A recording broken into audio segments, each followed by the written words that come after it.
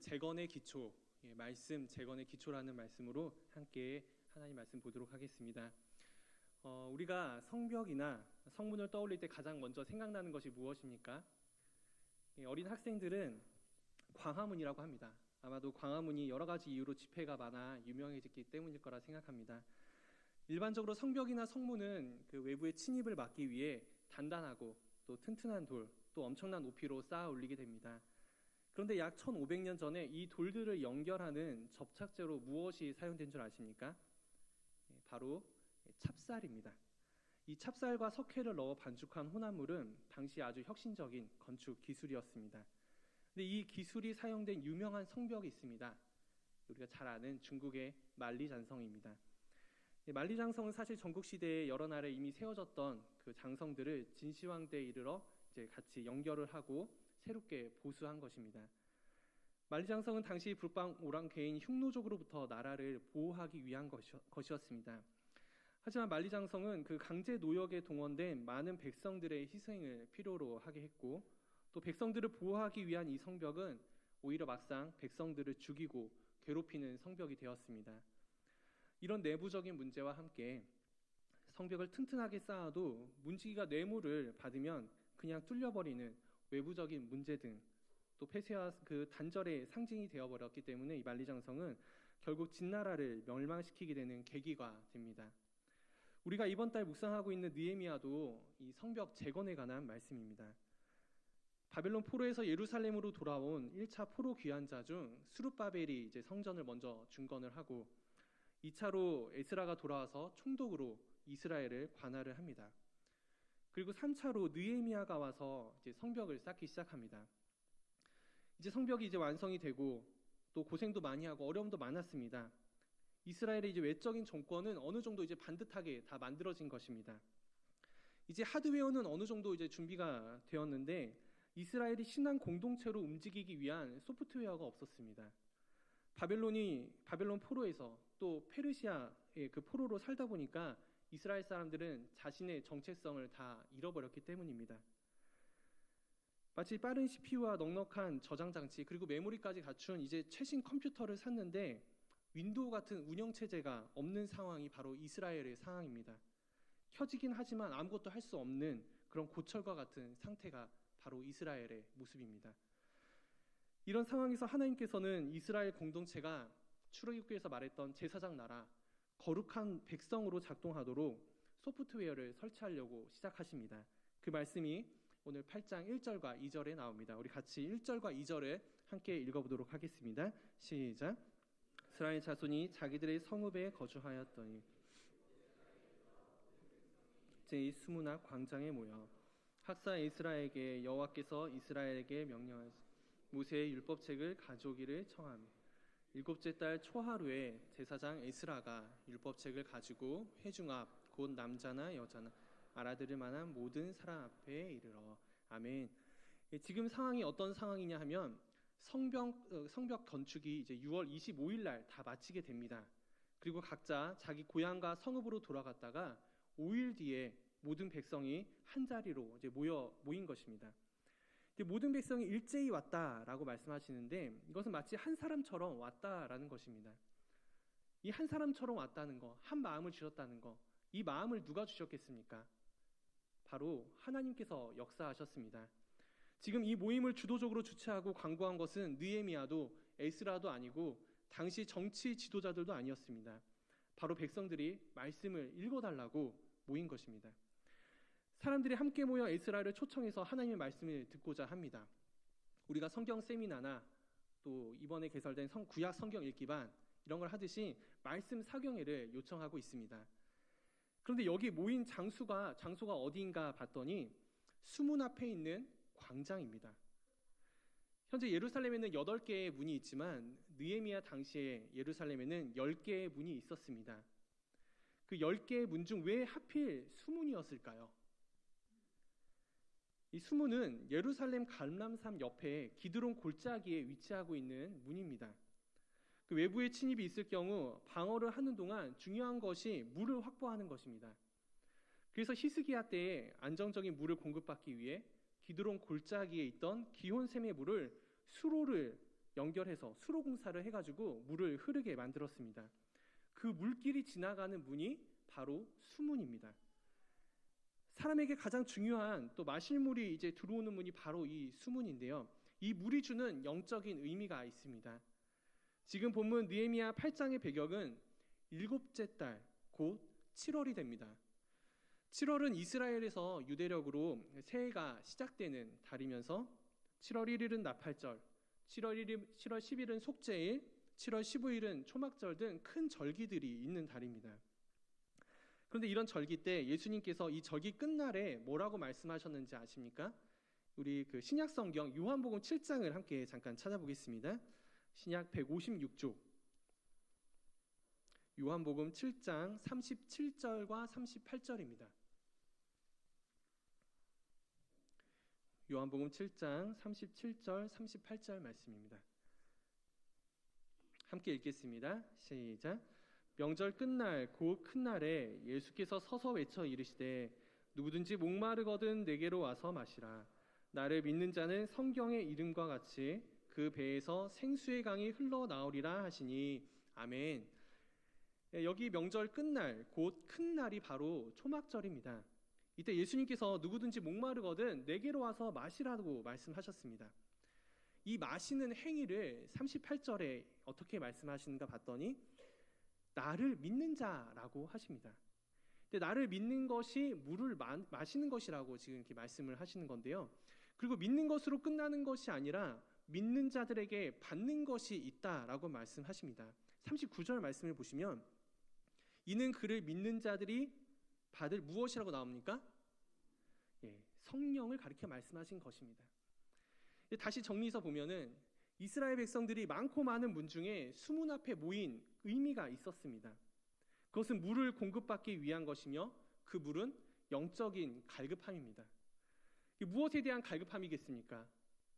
바로 말씀이며 곧 하나님입니다. 예루살렘에 돌아온 이스라엘 포로 귀환 자들은 과거의 조상들과 달랐습니다. 이제 진짜 물, 진짜 말씀, 진짜 하나님을 갈급한 심령으로 사모하며 기대하며 기다리는 것이 지금 이스라엘 느헤미야 당시 사람들의 모습입니다. 그 갈급함과 목마름에 이스라엘 백성들이 몇 시간 동안 말씀을 들었는지 아십니까? 다시 느헤미야 8장으로 돌아오시면요. 느헤미야 8장 3절에 이렇게 되어 있습니다. 수문 앞 광장에서 새벽부터 정오까지 남자나 여자나 알아들을 만한 모든 사람 앞에서 읽음에 무 백성이 그 율법책에 귀를 기울였는데 아멘. 새벽부터 정오까지 거의 6시간 동안 말씀을 들었습니다. 3절 끝에 그냥 들은 것이 아니라 귀를 기울이며 경청했습니다. 그리고 그들이 말씀 듣는 태도가 5절에 나옵니다. 에스라가 모든 백성 위에 서서 그들 목전에 책을 펼 때에 모든 백성이 어떻게 한다고요? 일어서니라. 백성들이 일어선다는 것은 말씀에 대한 존경과 또 경외를 표하는 겸손의 자세가 아니겠습니까?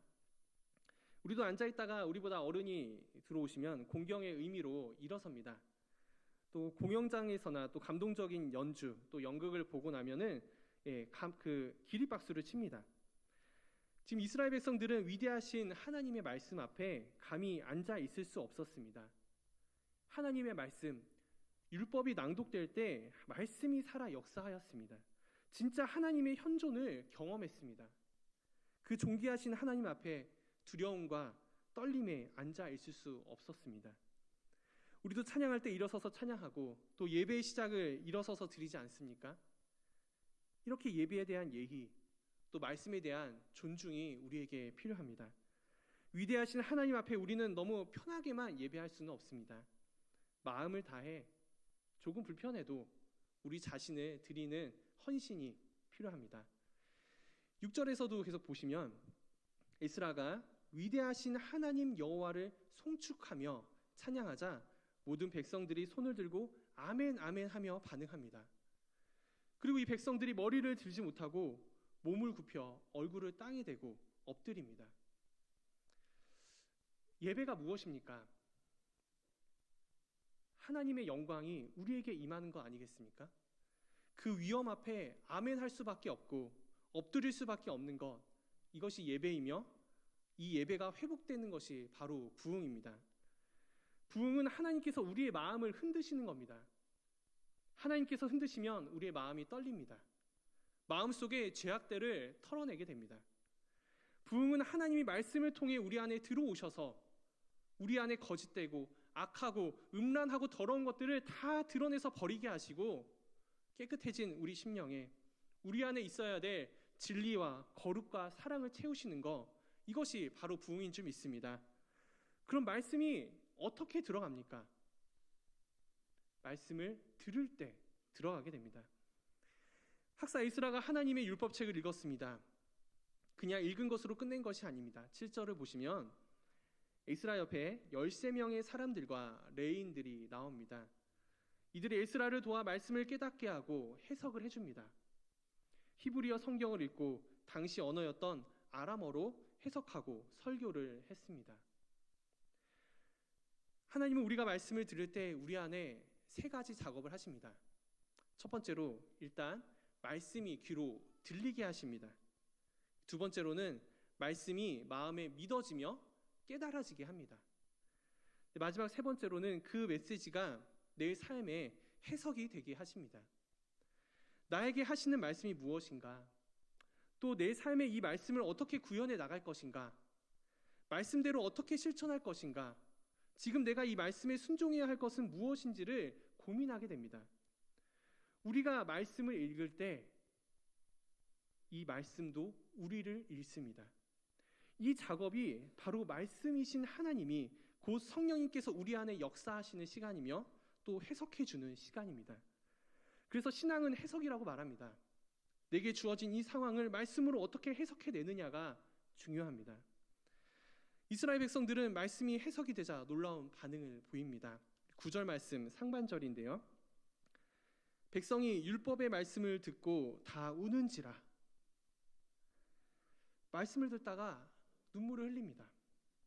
말씀을 듣다가 울어버립니다. 애통하며 통곡을 합니다. 왜냐하면 자신들이 하나님께 범죄한 죄인임을 깨달았기 때문입니다.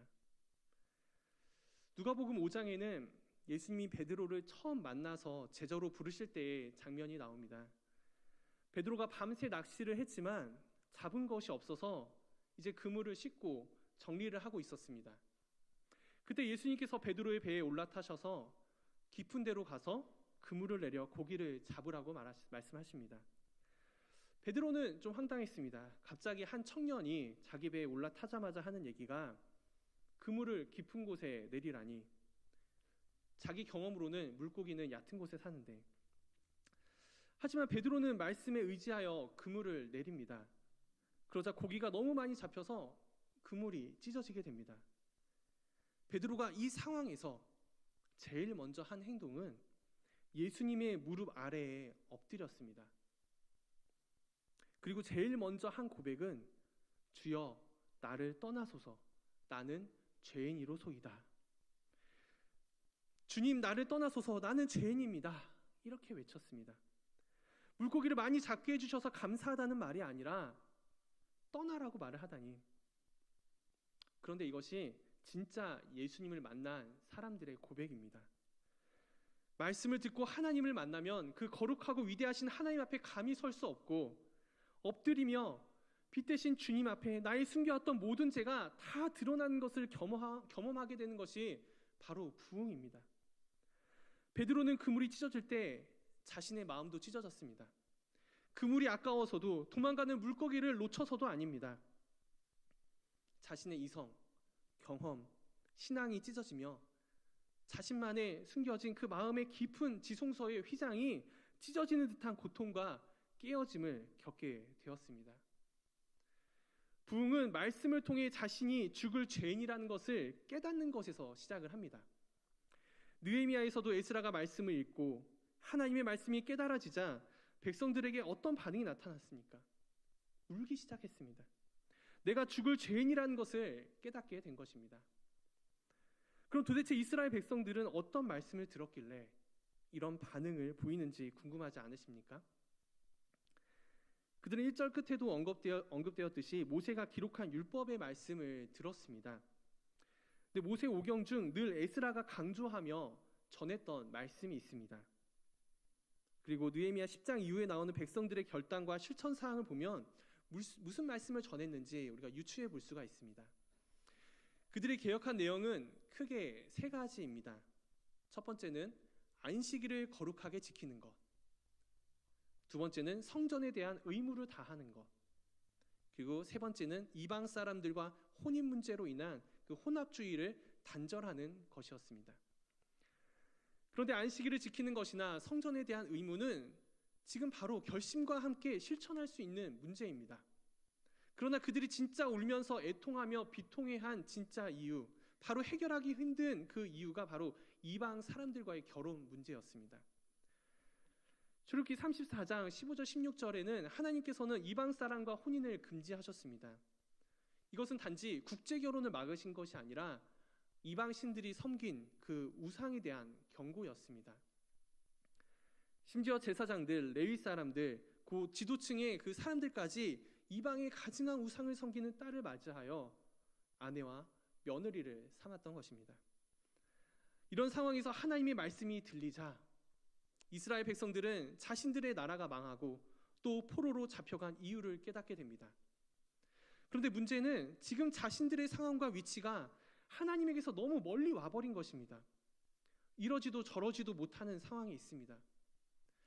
비록 그들이 포로에서 돌아오긴 했지만 율법을 모르는 상태에서 우상 숭배하며 편하게 살아왔습니다. 오늘 여기 수문학 광장에 오기 전까지도 아무 문제가 없었습니다. 이방 여자를 아내로, 이방 남자를 남편으로 삼고 자녀도 낳아 그럭저럭 행복하게 살았습니다. 그런데 말씀을 듣고 보니 자신들의 생각했던 행복이 아니었습니다. 말씀을 듣고 보니 이게 너무 큰 죄였습니다. 하나님께로 돌아가긴 해야겠는데 어떻게 해야 할지 몰라 통곡만 나옵니다. 사랑하는 배우자와 헤어질 수도 없고 눈에 넣어도 아프지 않는 자녀들과 생이별을 해야 하는 이 현실과 하나님의 말씀이 부딪히면서 갈등과 괴로움으로 울게 된 것입니다. 부흥의 시작은 바로 내가 죄인이구나, 내가 죽게 되었구나, 이것을 깨닫는 것에서 시작하면서 동시에 우리 안에 이런 영적인 갈등을 일으킵니다. 그리고 철저하게 우리의 무능함과 무지함과 소망 없음을 보게 됩니다. 하지만 이 애통함은 부흥의 시작이지 끝이 아닙니다. 죄인임을 깨닫는 것을 넘어 더 중요한 것은 하나님이 우리 인생의 주인공이 되는 것입니다. 9절 중간에 보시면 느헤미야와 에스라와 레위 사람들은 울지 말라라고 합니다. 모든 백성에게 이르기를 오는 너희 하나님 여호와의 성일이니 슬퍼하지 말며 울지 말라 하고 이렇게 외칩니다. 이런 이제 회개의 분위기 속에서 마음껏 울고 불고 하면은 감정의 정화도 되고 이렇게 놔두면 좋은데 이것을 절제를 시킵니다. 울지 말고 이제 눈물을 그치라고 말씀하십니다. 왜냐하면 다른 날이면 몰라도 이날은 하나님께서 정하신 날이기 때문입니다. 하나님께서는 여호와의 성일에 슬픔이 퍼져가는 것을 멈추게 하십니다. 우리는 지금 사순절을 보내고 있습니다. 지난주 제2 수요일부터 부활절 전까지 원래는 46일인데 40일만 예수님의 고난을 묵상하며 슬픔으로 동참을 합니다. 그럼 6일은 어디 갔습니까? 46일 중에 6일은 주일입니다. 이날은 주님이 부활하신 기쁜 날이기 때문에 사순절에서 제외된 것입니다. 주일은 슬픔보다 기쁨이 훨씬 큰 의미가 있는 날이기 때문입니다. 우리에게 주일은 어떤 날입니까? 우리는 반드시 죄의 저주로 슬픔 가운데 죽을 수밖에 없는 존재였지만 하나님께서는 우리를 사랑하셔서 예수 그리스도를 통하여 십자가에서 모든 죄와 저주를 담당하심으로 우리를 구원하셨습니다. 그리고 사망을 이기고 부활하신 큰 기쁨의 날이 바로 주일입니다. 그래서 고난 중에 소망을 품을 수 있고 슬픔 중에도 울음을 넘칠 수 있습니다. 예수 그리스도의 십자가의 보혈이 끊지 못할 죄가 없으며 예수 그리스도의 십자가의 능력이 우리의 무너진 성벽을 다 회복시킬 수 있습니다. 그 하나님을 믿음으로 고백하며 기뻐하는 날이 바로 오늘 주일입니다. 여호와의 성일은 바로 이런 날입니다. 내 감정과 내 슬픔을 인정받고 싶은 마음보다 오늘의 주인공이 하나님이 되게 하는 것, 이것이 바로 예배의 회복이며 부흥입니다. 부흥의 시작은 늘 말씀에서 시작되고 회개를 거쳐 기쁨으로 완성이 됩니다. 용서가 없다면 회개도 필요하지 않습니다. 회개는 용서를 전제로 하기 때문입니다. 그래서 우리에게 소망이 있습니다. 이것을 10절 끝에 에스라는 이렇게 외치고 있습니다. 10절 말씀을 보시면 근심하지 말라. 여호와로 인하여 기뻐하는 것이 너희의 무엇이라고 말씀합니까? 힘이다. 근심하지 말라. 여호와로 인하여 기뻐하는 것이 너희의 힘이다. 걱정하지 말라. 여호와를 기뻐하는 것이 너희의 힘이다. 하나님이 최고십니다. 하나님이 내 인생의 주인공이십니다. 말씀을 내 인생의 제일 첫 자리에 두겠습니다. 말씀을 기뻐하겠습니다. 내 삶의 기준을 말씀에 두겠습니다. 이 고백이 우리 입에서도 나와야 될 줄 믿습니다. 그러나 11절까지는 이스라엘 백성들이 쉽게 기뻐할 수 없었습니다. 그러자 다시 레위인들이 백성들을 모두 정숙하게 한 뒤에 근심하지 말라라고 말합니다. 12절에 갑자기 그러자 분위기가 전환이 됩니다. 백성들이 먹고 마시며 나누어주고 크게 즐거워합니다. 갑자기 백성들이 이렇게 분위기를 바꾼 이유가 무엇입니까? 10절 끝에 보면 이는 그들이 그 읽어 들려준 말을 밝히 알미라. 이제야 밝히 알미라. 하나님의 말씀이 이제야 온전히 깨달아졌습니다. 밝히 알게 되니까 슬픔 가운데 다시 큰 즐거움이 온 것입니다. 소망의 이유가 되고 기쁨의 이유가 되시는 그 하나님의 선하심, 그 신실하심을 알았기 때문에 죄인을 구원하시려는 그 사랑을 밝히 알았기 때문입니다. 그제야 그들은 말씀의 내용을 깨닫고 그 낭독한 내용을 이해할 수 있었습니다. 말씀은 우리가 죄인임을 깨닫게 하는 것에서 끝나지 않습니다. 죄의 결과를 깨닫고 애통하게 하지만 소망을 주고 기쁨을 주는 것이 바로 하나님의 말씀입니다. 말씀은 예수 그리스도를 통해 우리를 살리는 능력입니다. 또 말씀은 우리가 하나님을 만나서 변화되게 합니다. 말씀은 나의 상황이 아닌 하나님의 약속을 바라보게 합니다. 말씀은 나의 신앙을 다시 견고하게 세우게 합니다. 특별히 새 학기를 맞은 우리 대학생 청년 여러분, 또 다시 한 주를 맞이하는 모든 청년과 우리 성도 여러분, 우리의 신앙에 무너진 성벽이 있다면 다시 말씀으로 세우길 바랍니다. 여호와를 기뻐하는 것이 우리의 힘임을 믿으며, 그리고 사순절 기간에 말씀에 대한 갈급함으로 더 많이 말씀을 읽고 그 말씀이 또 나를 읽게 하며 그 안에서 애통과 또 충만한 기쁨이 있기를 간절히 소망합니다. 함께 기도하도록 하겠습니다.